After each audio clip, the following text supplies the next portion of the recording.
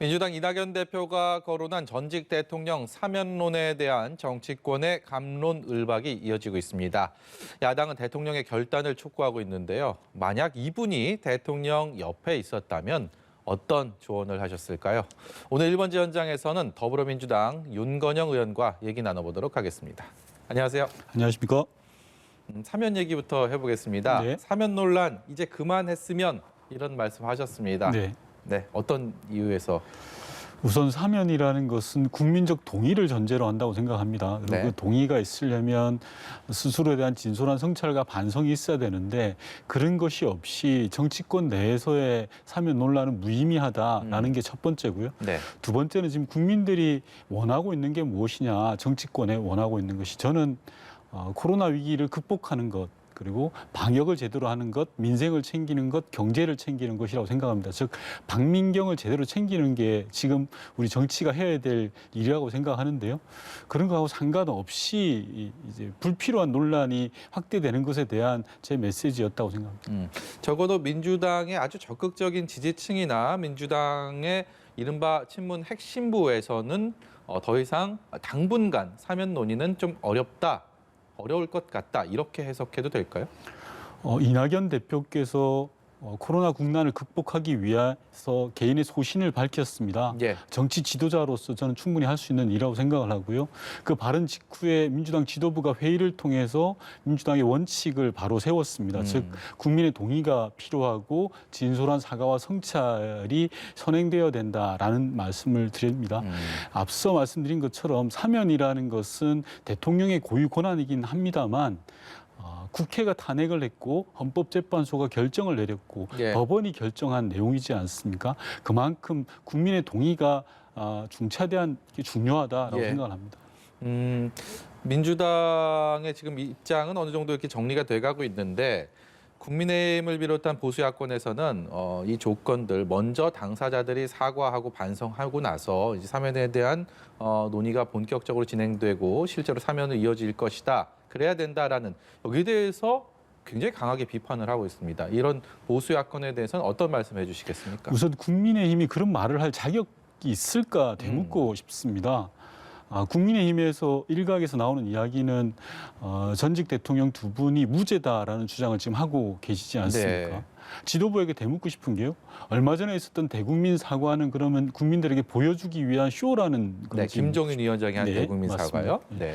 그리고 과연 이명박 대통령과 박근혜 전 대통령의 국정농단이 무죄라고 생각하는지 되묻고 싶습니다. 저도 노무현 대통령을 모셨고 문재인 대통령을 모셨던 사람으로서 대통령을 가까이에서 모셨던 사람들은 그런 비겁한 행태를 보여서는 안 된다고 생각을 합니다. 여당 대표의 정치적 소신을 정략적으로 활용하는 문제는 대단히 비겁하다라는 네. 생각이 들고요.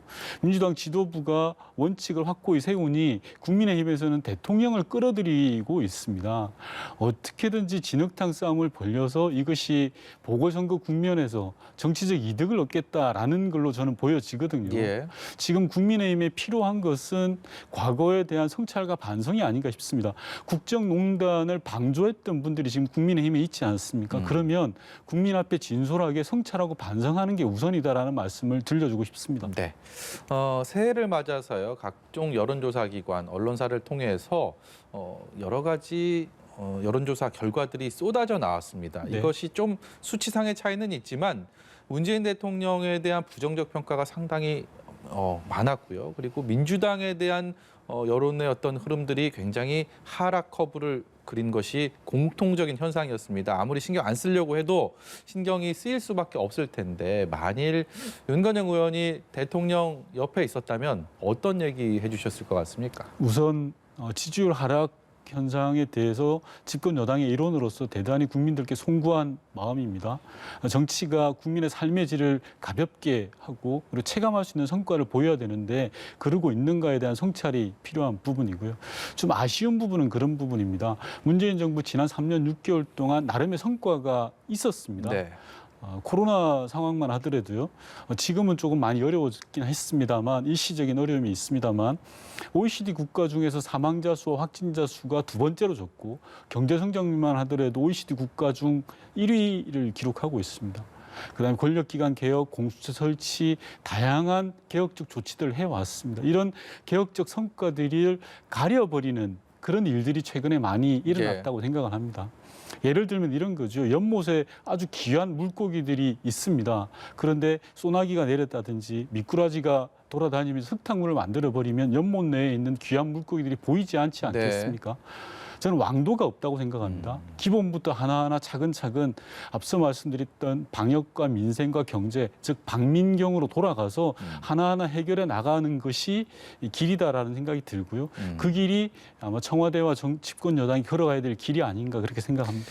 많은 여론조사 전문가들이요, 대통령의 임기가 반환점을 돌게 되면 하락 커브를 그리게 되고 특히 집권 4년차, 5년차부터는 그 폭이 굉장히 커진다라고 입을 모읍니다. 그러면서 문재인 대통령의 지지율은 그때 우리가 상식적으로 생각했던 그 커브랑은 좀 다르다. 굉장히 4년차를 넘어서도 어떤 그 굳건하게 유지되고 있다라는 그렇게 입을 모았는데 최근 들어서 이렇게 하락세가 뚜렷한 상황. 그렇다면 집권 5년 차를 맞은 이 상황에서 아직 반등의 여지가 좀 있다고 보십니까? 아니면 그대로 하락세가 이어질 거라고 보십니까? 저는 충분히 반등의 여지가 있다고 생각합니다. 우선 첫 번째로는 문재인 정부 3년 6개월의 성과가 말해줄 것이다라는 생각이 들고요. 두 번째로는 지금의 하락 흐름이라는 게 제대로 본질적인 문제라기보다는 앞서 말씀드린 것처럼 성과를 뒤덮은 그런 돌출 악재로 인한 부분들이 많기 때문에 충분히 반전의 흐름을 만들어낼 수 있다라고 생각합니다. 네, 재보궐선거 얘기 잠시 여쭤보고 싶은데요. 이제 서울이 지역구시기도 하고 지금 또 민주당의 유력한 서울시장 보궐선거 후보로 거론되고 있는, 물론 본인은 아직 공식 출마 선언하지 않았지만 박영선 장관의 전 지역구를 지금 지역구로 하고 계시기 때문에 이 관심이 더 갈 수밖에 없는 상황인데 지금 현재 서울시장 판세 또 민주당 안의 분위기는 좀 어떻습니까? 어떻게 보고 계십니까? 우선 재보궐선거는 집권 여당한테 대단히 불리한 선거입니다. 특히 대통령의 임기 말에 치러지는 재보궐선거는 더욱 그러하고요. 해서 집권 여당이 승리한 경험이 흔치 않습니다. 그렇죠. 그러다 보니까 지금 야당에서는 후보가 난립하는 그런 수준에 와 있고요. 그리고 또 일부 여론조사에서는 야당이 좀 높은 수치를 보이기도 합니다. 하지만 저는 그렇게 비관적으로 볼 일은 아니다라고 생각을 합니다. 첫 번째로는 시간이 아직 90여일이라는 시간이 남아 있습니다. 한국 정치에서 90일이라는 시간은 대단히 많은 시간이라고 생각되고요. 그 사이에 몇 번의 큰 바람이 불 것이다라는 생각이 들고, 두 번째로는 지금의 여론조사가 선거 결과로 이어지지 않는다. 역대 사례로 봐도 그렇다라는 거고요. 세 번째로는 저는 민주당의 후보 경쟁력 부분이 국민의당보다 훨씬 낫다라고 생각을 합니다. 그리고 네 번째는 제가 말씀드릴 사안은 아닙니다만 야권은 지금 후보 단일화라는 선결적 과제가 있지 않겠습니까? 각자의 속셈이 뻔하고 욕심이 무엇인지 더러 알고 있는데 양보가 가능할지 저는 좀 의구심이 드는 그런 상황입니다. 지금 언급하신 것 중에서 제가 다음으로 꼭 여쭤보고 싶은 게 후보 경쟁력 이거였는데요. 이제 상대 후보를 이기기 위해서는 본선에서의 경쟁력이 과연 얼마나 있느냐, 이게 굉장히 중요한 승패를 가를 분수령이 될 텐데 이번 재보궐선거에서 어떤 것이 그 승부를 가를 경쟁력 가장 요구가 된다고 보십니까? 핵심 키워드로는 능력을 뽑을 거라고 생각합니다. 역대 서울시장으로 당선되신 분들을 보시면 하나같이 능력을 보여줬던 분들입니다. 서울 시민들에게.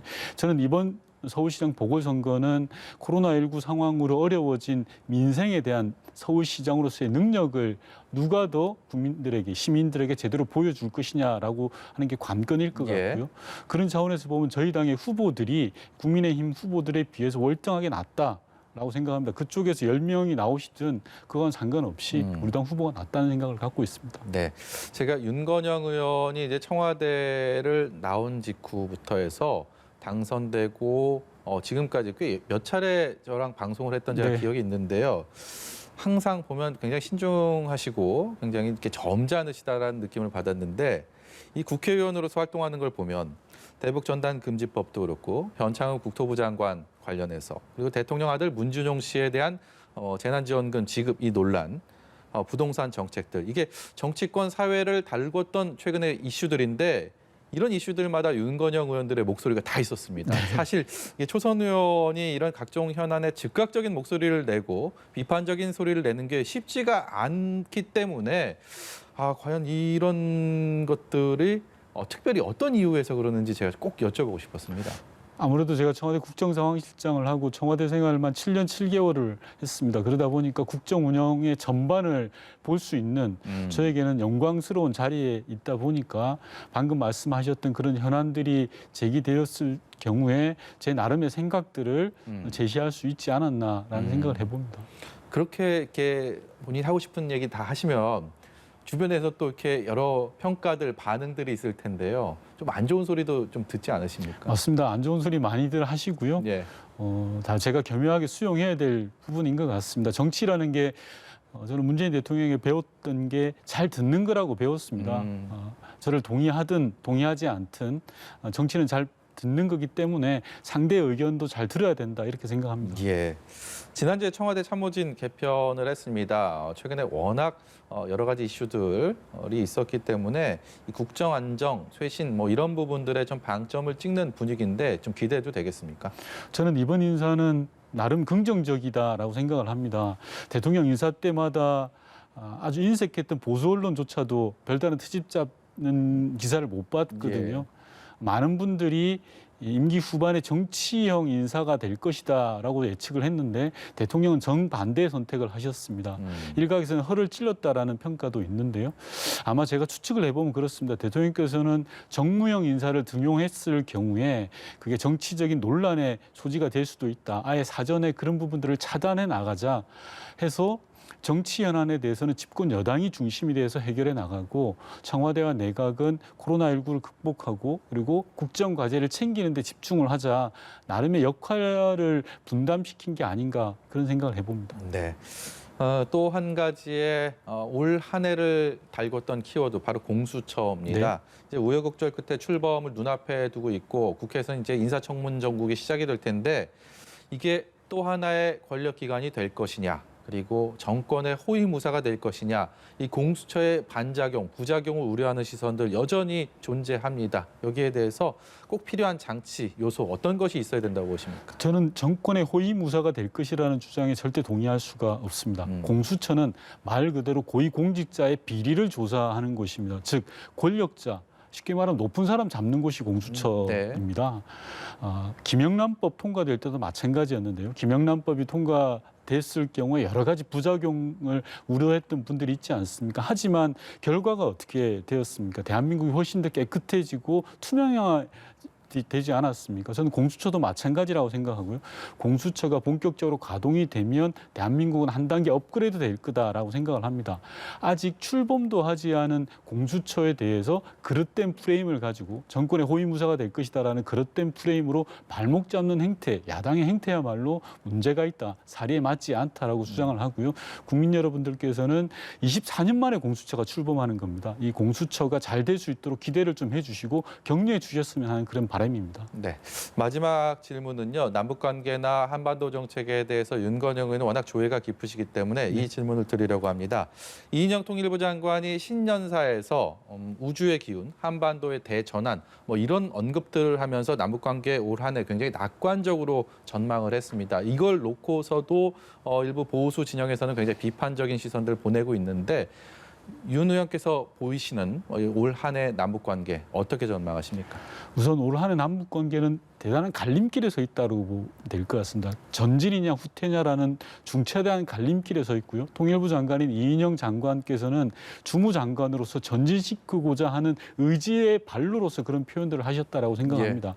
중요한 것은 대한민국 정부가 어떻게 하느냐에 따라서 남북관계, 즉 한반도의 평화를 전진시킬 것이냐 아니면 후퇴할 것이냐로 나타난다라고 생각하고요. 그런 부분들에 있어서 저는 문재인 정부가 제대로 해낼 것이다라는 기대를 가지고 있습니다. 쉽게 말씀드리면 의계인 2018로 다시 돌아가야 된다. 그래서 문재인 정부가 끝나는 그 전까지 남북관계는 반드시 정상화시켜 놓는 게 필요하다라는 말씀을 드리고 싶습니다. 예, 오늘 말씀 여기까지 듣도록 하겠습니다. 지금까지 더불어민주당 윤건영 의원이었습니다. 고맙습니다. 고맙습니다.